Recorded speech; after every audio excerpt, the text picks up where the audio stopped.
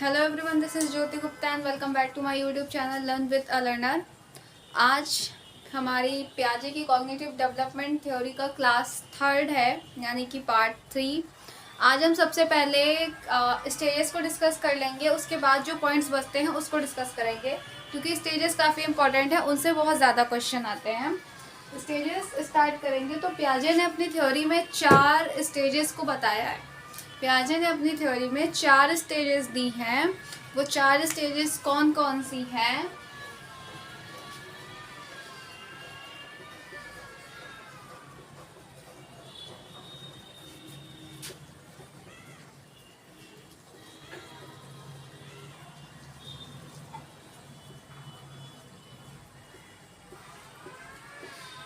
Four stages of Piaget's theory. इसको आप as a mnemonic learn कर सकते हैं, S, P, C and F. First stage है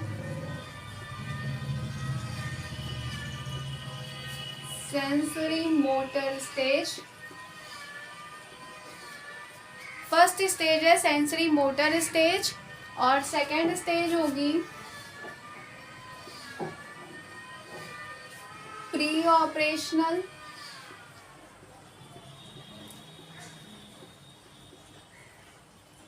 स्टेज। थर्ड है concrete operational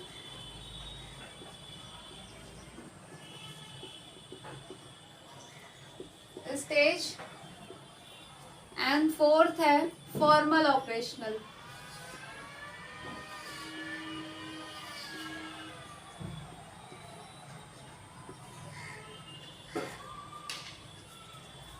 sensory motor stage, pre operational stage, concrete operational stage and formal operational stage, ये 4 stages हैं। और ये स्टेजेस एजेस में डिवाइड हैं। ये 0 से 2 इयर्स तक रहती हैं, ये 2 से 7 इयर्स, 7 से 11 इयर्स एंड ये 11 एंड अबव। इसको हम 14 या 14 टू 15 इयर्स तक मान सकते हैं, 11 से 14 या 14 टू 15 इयर्स, इतना। ये चारों स्टेजेस हैं। ये चारों स्टेजेस के नाम याद रखना भी ज़रूरी है, क्योंकि कई बार मतलब इसमें से 3 स्टेज दे देगा और एक किसी और थ्योरी की स्टेज दे देगा और पूछेगा कि इनमें से कौन सी प्याजे की थ्योरी की स्टेज नहीं है, तो इनके नाम याद रखना बहुत ज़रूरी है। अब हम इन स्टेजेस को एक एक करके अलग अलग इनके अंदर क्या क्वालिटीज़ है, इनमें क्या गुण हैं, क्या लिमिटेशंस हैं, इनको डिस्कस करेंगे अलग अलग एक एक करके। तो फर्स्ट जो है हमारी कौन सी स्टेज है? Sensory motor. इसको हिंदी में क्या कहेंगे? इंद्रिय गामक अवस्था।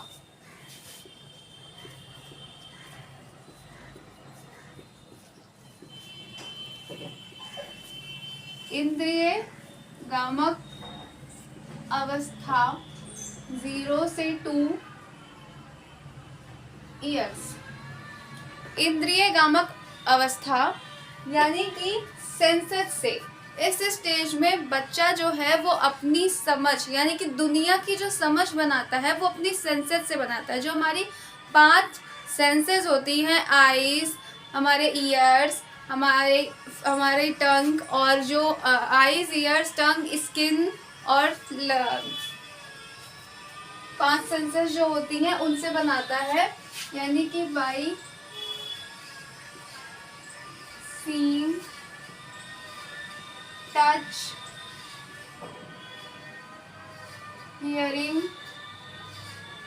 Test.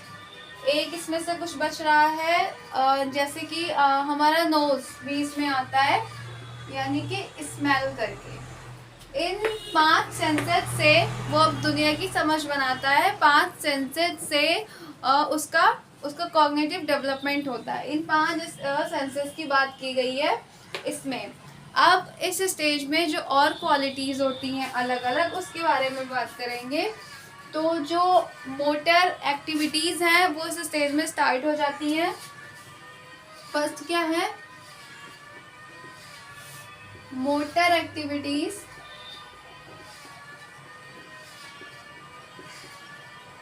Starts, motor activities start हो जाती हैं, उसका हाथ पैर चलाना, ये सारी चीज़ें स्टार्ट हो जाती हैं। एंड ऑब्जेक्ट परमानेंस, ये एक इम्पॉर्टेंट चीज़ है, इससे क्वेश्चन आता है कि ऑब्जेक्ट परमानेंस, इसको हिंदी में हम कहते हैं वस्तु स्थायित्व। अब ऑब्जेक्ट परमानेंस क्या होता है? इस स्टेज की शुरुआत में बच्चे में ऑब्जेक्ट परमानेंस नहीं होता है, यानी कि हमने मान लीजिए उसको कोई टॉय दिया, कोई खिलौना दिया खेलने के लिए और फिर उससे ले लिया, तो वो ये समझता है कि अब वो टॉय एग्जिस्ट ही नहीं करता, वो दोबारा उस टॉय को नहीं मांगेगा, उस टॉय को नहीं ढूंढेगा, यानी कि out of sight out of mind हो जाता है। ऑब्जेक्ट परमानेंस यानी कि out of sight out of mind हो जाता है।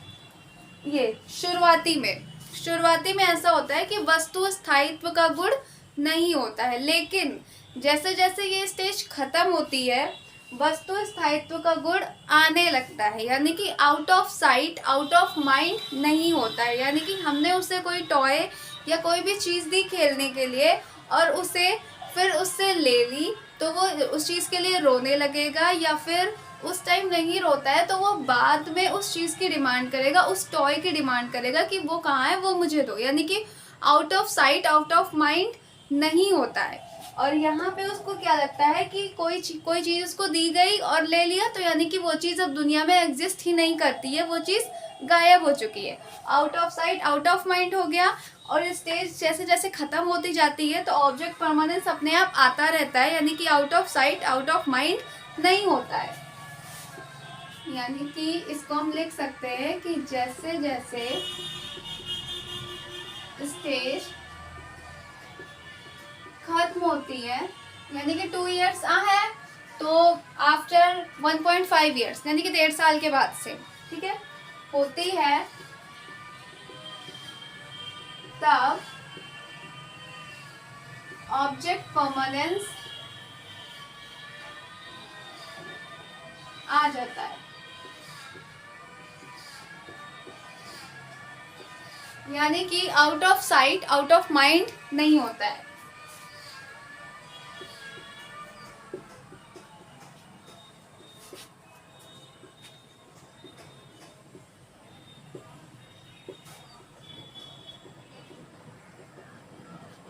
नहीं होता। ये काफ़ी इम्पोर्टेंट है, इससे क्वेश्चन पूछा जाता है। तो इस स्टेज की क्वालिटीज़ क्या है? इंद्रिय गामक अवस्था, यानी कि बच्चा अपने 5 सेंसेस से दुनिया की समझ बनाता है। बाई सीइंग, यानी चीज़ों को आसपास वो देखता है, कोई चीज़ देखता है तो उसको टच करता है, कोई भी चीज़ देखता है उसको पकड़ने की कोशिश करता है। By hearing and taste and smell, motor activities उसकी स्टार्ट्स होती हैं। ऑब्जेक्ट परमानेंस यानी कि out of sight out of mind हो जाता है, और स्टेज खत्म होते होते क्या होता है, ऑब्जेक्ट परमानेंस आ जाता है, यानी कि out of sight out of mind नहीं होता है। इसे आप नोट कर लीजिएगा, ये काफ़ी इम्पोर्टेंट है। अब आगे बात करते हैं कि इस अवस्था में और क्या होता है।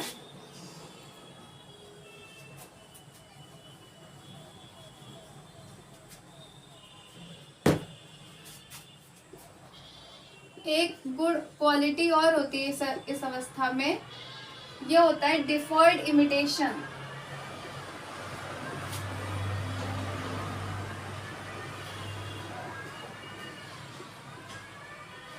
इमिटेशन यानी कि बच्चा इमिटेट करता है, यानी कि दोहराता है चीज़ों को, यानी कि वो अपने आसपास, यानी कि अब या समझ लीजिए अपने पेरेंट्स को ही कोई एक्टिविटी करते हुए देखता है तो बाद में उस चीज़ को दोहराता है। लाइक अगर मम्मी भी किचन में रोटी बेल रही है तो बाद में या उसी टाइम वो भी ट्राई करता है रोटी बेलने की, या आटा को लेता है, ऐसी चीज़ें वो करता है। यानी कि डिफॉल्ट इमिटेशन, यानी कि जो एक्टिविटी वो अपने आसपास के लोगों को, आसपास के लोग क्या, वो घर में ही होगा उस टाइम पे, वो अपने फैमिली मेम्बर्स को, मम्मी को, पापा को करते हुए देखता है, बाद में वो उस एक्टिविटी को रिपीट करता है।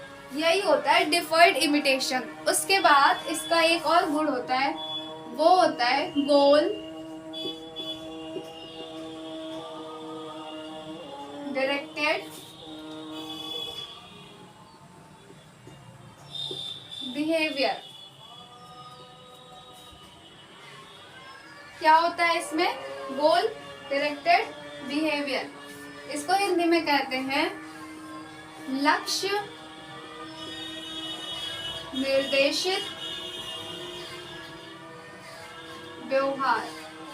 यानी कि इस स्टेज में वो गोल डायरेक्टेड बिहेवियर करता है। गोल डायरेक्टेड बिहेवियर का मतलब हुआ कोई भी चीज़ है या कोई बॉल या कोई टॉय बहुत दूर है तो वो उस टॉय या उस बॉल तक पहुंचने की कोशिश करेगा। वो टॉय या कोई भी चीज़ हो सकती है, कोई भी थिंग हो सकता है, वो अगर कहीं दूर रखी हुई है तो वो उस तक पहुंचने की कोशिश करेगा और उस गोल को अचीव करेगा। यानी कि गोल डायरेक्टेड बिहेवियर करता है, लक्ष्य निर्देशित व्यवहार करता है।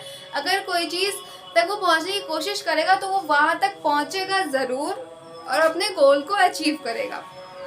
ये इस स्टेज में आता है। फर्स्ट स्टेज की इतनी ही क्वालिटीज है जो कि मैंने बताई। यानी कि अपने सेंसेस से सीखता है, ऑब्जेक्ट परमानेंस होता है, गोल डायरेक्टेड बिहेवियर करता है और डिफर्ड इमिटेशन। ये 4 इसकी क्वालिटीज हैं। नेक्स्ट बात करते हैं हमारी सेकेंड स्टेज कौन सी है? Pre operational stage. Pre operational stage ये 2 से 7 यानी कि 2 to 7 ईयर्स तक होती है। इसको हिंदी में कहते हैं पूर्व संक्रियात्मक अवस्था।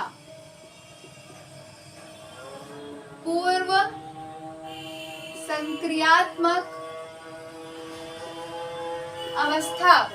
पूर्व संक्रियात्मक अवस्था सेकेंड स्टेज की जो हम बात करना है, पूर्व संक्रियात्मक अवस्था, इसको हिंदी में कहते हैं। और इस स्टेज की क्वालिटीज क्या होती हैं? सबसे पहली क्वालिटी होती है ईगोसेंट्रिज्म।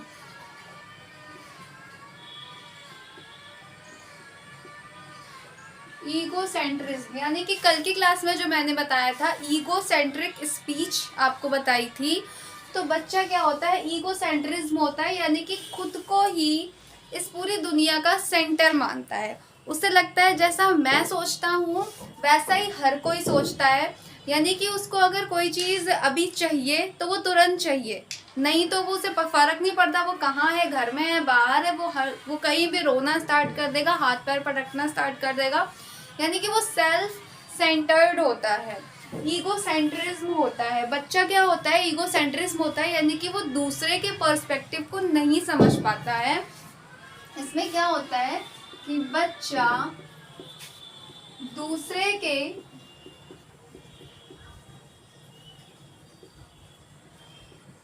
पर्सपेक्टिव को नहीं समझता और वो अपनी बात को ही ऊपर रखना चाहता है। यानी कि उसे फर्क नहीं पड़ता कि सिचुएशन कैसी है, जगह कौन सी है या क्या चल रहा है। उसे जो चीज़ चाहिए वो चाहिए, जो चीज़ उसे पसंद है वो पसंद है, जो चीज़ उसे खानी है उसे खानी है। ईगोसेंट्रिज्म होता है उसके अंदर। वो दूसरे के, वो किसी की बात नहीं मानता है, वो सिर्फ अपनी बात मानता है। यानी कि वो सिर्फ खुद को ही इस दुनिया का सेंटर मानता है। यानी कि वो सोचता है कि जैसा मैं सोचता हूँ वैसा ही हर कोई सोचता है। ईगोसेंट्रिज्म ये एक एज का क्वालिटी है। दूसरा क्या होता है? इरिवर्सिबिलिटी।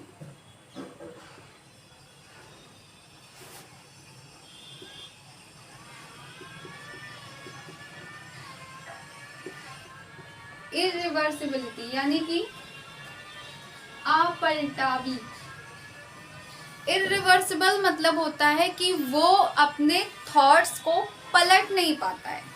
यानी कि अगर उसे हम सिखा दें कि 7 + 4 11 होता है तो वो ये तो सीख जाएगा, बट इससे वो ये खुद से नहीं समझ पाएगा कि 4 + 7 भी 11 होगा। यानी कि वो अपने थॉट को वो इधर से तो सीख गया बट इसको पलट नहीं पाता है कि हाँ 4 + 7 भी 11 होगा।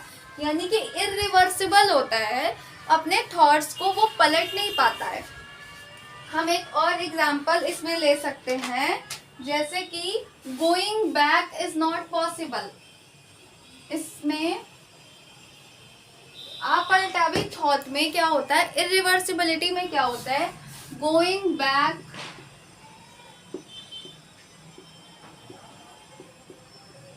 Is not possible.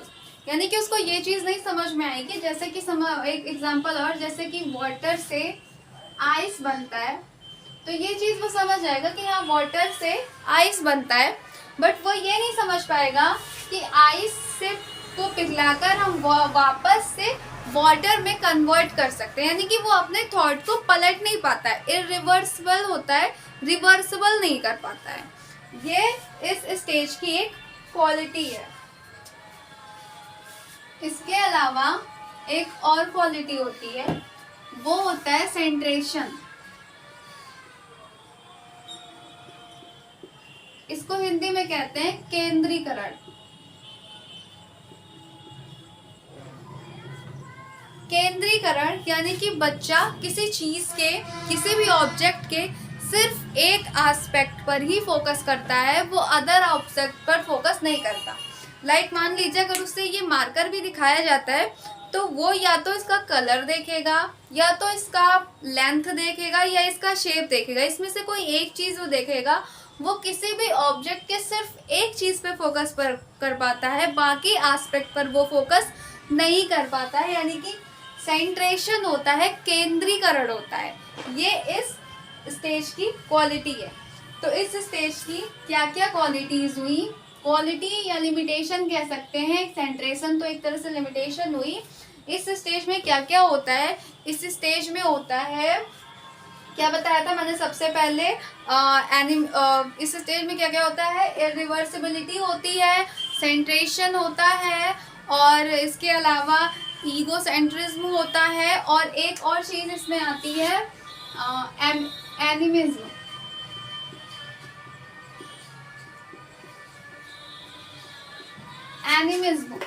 एनिमिज्म का मतलब होता है जीववाद। इसको हिंदी में हम कहेंगे जीववाद। यानी कि वो नॉन लिविंग थिंग्स को भी लिविंग समझता है, नॉन लिविंग थिंग्स को भी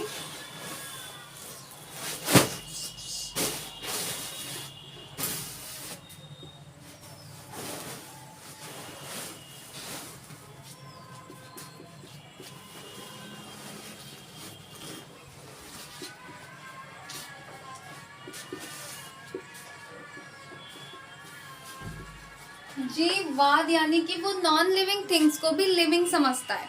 यानी कि समझ लीजिए अगर वो चल रहा है, कहीं जा रहा है, या किसी चीज से उसको, किसी टॉय से चोट लग गई और वो रोने लगा, और उसके पेरेंट्स आए या कोई भी आया और उस टॉय को ऐसे मार दिया, तो उसको खुशी होगी, उसको लगेगा कि जैसे मुझे दर्द हुआ ऐसे उस टॉय को भी दर्द हुआ होगा। जैसे इसका एग्जाम्पल, हम लोग बचपन में क्या होता था कि अगर हम गिर जाते थे जमीन पे, तो फिर क्या करते थे, अगर जमीन को ऐसे मार देते थे तो बच्चा खुश हो जाता था, वो रोना बंद कर देता था। वही होता है एनिमिज्म, यानी कि जीववाद। वो नॉन लिविंग थिंग्स को लिविंग कंसीडर करता है। तो इसमें हमने कितनी क्या क्या क्वालिटीज पढ़ी है, एनिमिज्म हुआ, इरिवर्सिबिलिटी हुआ, सेंट्रेशन हुआ, और ईगोसेंट्रिज्म हुआ। ये सारी इस स्टेज में, ये सारी चीजें इस स्टेज में आती हैं।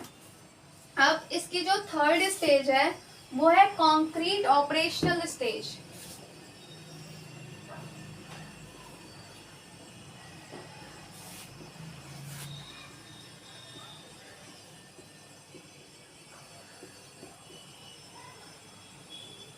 कॉन्क्रीट ऑपरेशनल स्टेज ये कब से कब तक होती है, ये 7 से 11 वर्ष तक होती है, और इसको हिंदी में कहते हैं हम मूर्त संक्रियात्मक अवस्था। मूर्त संक्रियात्मक अवस्था, इसको हिंदी में हम मूर्त संक्रियात्मक अवस्था कहते हैं।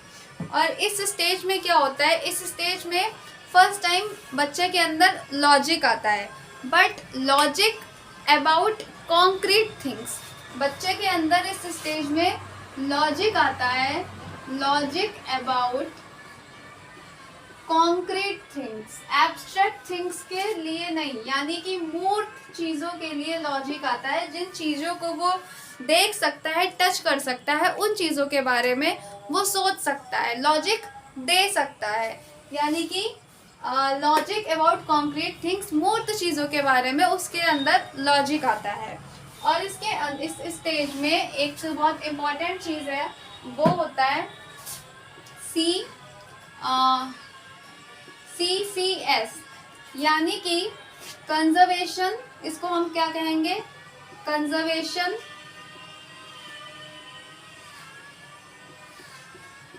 उसके बाद इसे हम कहेंगे क्लासिफिकेशन, एंड S यानी कि सीरिएशन।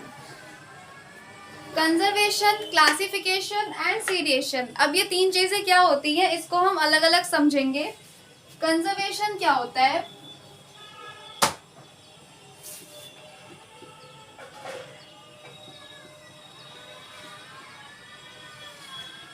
ठीक है, कंजर्वेशन का मतलब होता है कि उसके माइंड में या उसके अंदर रिवर्सिबिलिटी आ जाती है, उसके थॉट्स में रिवर्सिबिलिटी का आ जाना कंजर्वेशन कहलाता है।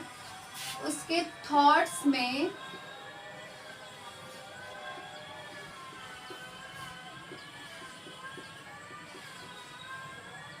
रिवर्सिबिलिटी आ जाती है।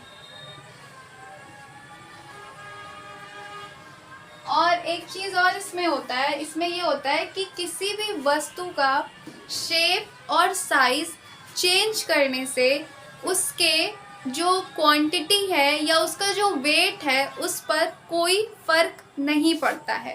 कंजर्वेशन का एक और मतलब होता है, उसे समझ में आता है कि किसी वस्तु का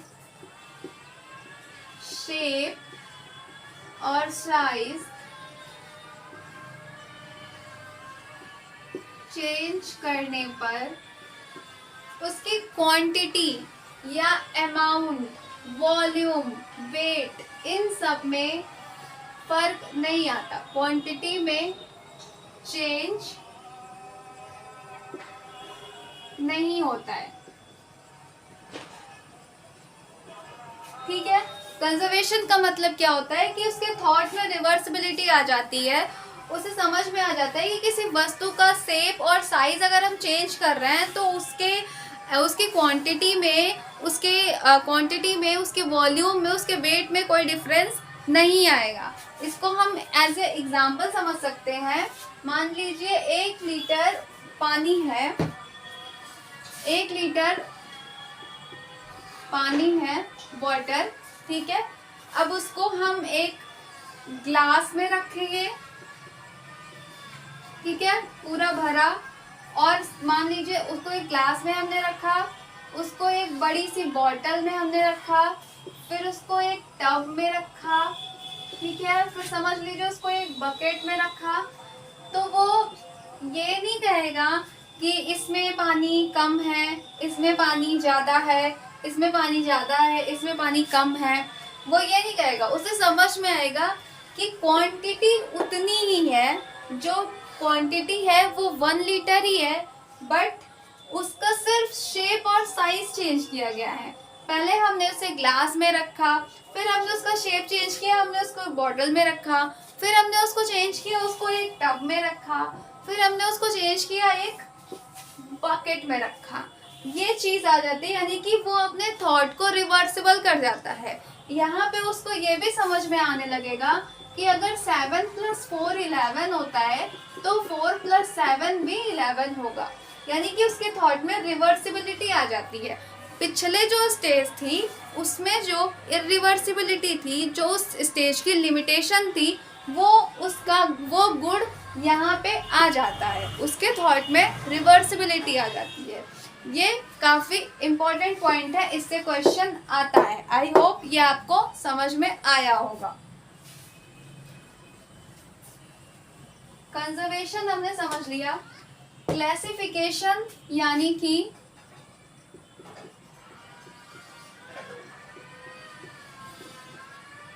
वो चीज़ों को क्लासिफाई कर पाएगा, चीज़ों में पहचान, चीज़ों में अंतर करना सीख जाएगा।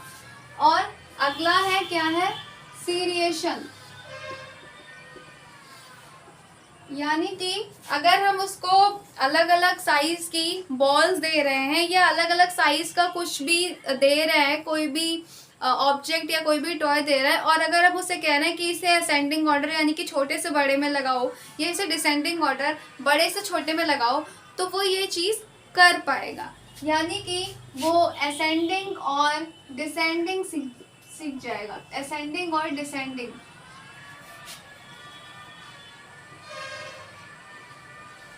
सीख जाएगा। सीरिएशन, एक तरह से कह सकते हैं कि चीज़ों को सीरियल वाइज में लगाना सीख जाएगा, सीरियल वाइज में लगाना सीख जाएगा। यानी कि ये एक छोटा ट्रायंगल है, फिर ये इससे बड़ा ट्रायंगल है, फिर ये इससे बड़ा ट्रायंगल है, फिर ये इससे बड़ा ट्रायंगल है, और ये सबसे बड़ा ट्रायंगल है। ये चीज़ें वो धीरे धीरे उसके माइंड में आने लगेगी, उसके अंदर सीरिएशन का गुण आ जाएगा, उसके अंदर क्लासिफिकेशन का गुण आ जाएगा, और उसके अंदर कंजर्वेशन का गुण आ जाएगा। यही है CCS, जो कि कॉन्क्रीट ऑपरेशनल स्टेज में आती है। अब हमारी सबसे लास्ट स्टेज बचती है, वो होती है formal operational stage. Formal operational stage नाम से ही समझ में आ रहा है,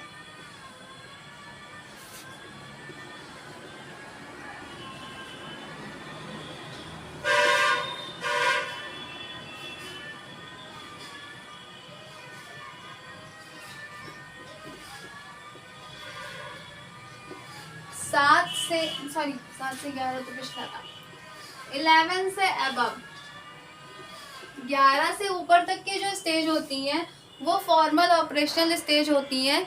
इनको हिंदी में हम कहते हैं औपचारिक संक्रियात्मक अवस्था। हिंदी में हम इसे क्या कहेंगे, औपचारिक संक्रियात्मक अवस्था। औपचारिक संक्रियात्मक अवस्था यानी कि इसमें क्या होता है, इसमें हाइपोथेटिकल डिडक्टिव रीजनिंग आ जाती है। हाइपोथेटिकल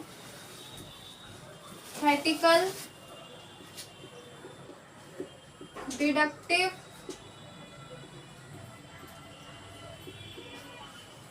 रीजनिंग आ जाती है, यानी कि वो एब्स्ट्रैक्ट चीज़ों के बारे में भी सोच सकता है।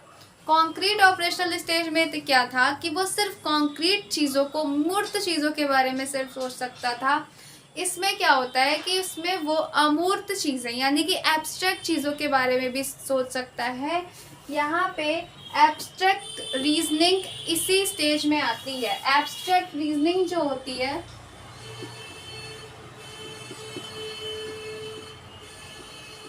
एब्स्ट्रैक्ट रीजनिंग इसी स्टेज में आती है। और कह सकते हैं कि डिडक्टिव रीजनिंग, डिडक्टिव मैंने लिखा, डिडक्टिव रीजनिंग भी इसी स्टेज में आता है। यानी कि जो चीज़ें, जो वस्तु उसके सामने नहीं है वह उनके बारे में भी सोच सकता है। ये एक इसका गुण होता है। फॉर्मल ऑपरेशनल स्टेज में हाइपोथेटिकल डिडक्टिव रीजनिंग आती है। सबसे पहले एब्स्ट्रैक्ट रीजनिंग इसी स्टेज में आती है, यानी कि बच्चे के सामने जो चीज़ें नहीं है वो उनके बारे में भी सोच सकता है। एब्स्ट्रैक्ट रीजनिंग सबसे पहले इसी में आती है। इस स्टेज में डिडक्टिव रीजनिंग आती है। जो कॉन्क्रीट ऑपरेशनल स्टेज होता है उसमें इंडक्टिव रीजनिंग आती है। तो इस स्टेज, ये स्टेज इतनी ही है, ये वो डिफरेंस कर पाता है। एक चीज़ और इसमें है कि वो डिफरेंस कर पाता है बिटवीन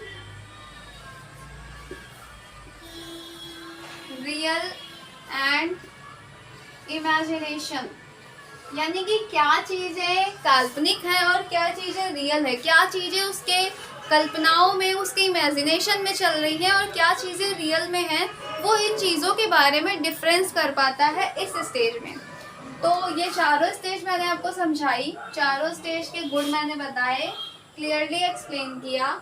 इसके अलावा कोई भी पॉइंट इसमें बचता नहीं है। आई होप आपको समझ में आया होगा। स्टेज यहाँ पे ख़त्म होती है। एक छोटा सा टॉपिक और बचेगा, अगर इसमें मैं करवाने गई तो वीडियो फिर से लंबी हो जाएगी। एक टॉपिक और, एक लास्ट वीडियो और बचेगी जिसमें मुझे आपको एडेप्टेशन की प्रोसेस पूरी समझानी है। वो भी बहुत इम्पॉर्टेंट है, उससे क्वेश्चन आता है। एडेप्टेशन की प्रोसेस 4-5 मिनट की एक वीडियो बनेगी, उसमें कंप्लीट हो जाएगा और पियाजे की पूरी थ्योरी 4 वीडियो में कंप्लीट हो जाएगी। नेक्स्ट हम वाइगोत्स्की की थ्योरी करेंगे। And as usual like, share and subscribe my channel, जो कि आप हमेशा करते हैं। आई होप आपको समझ में आया होगा। काफ़ी इंटरेस्टिंग है ये, मुझे तो बहुत मज़ा आता है इसको पढ़ने में। And thank you so much.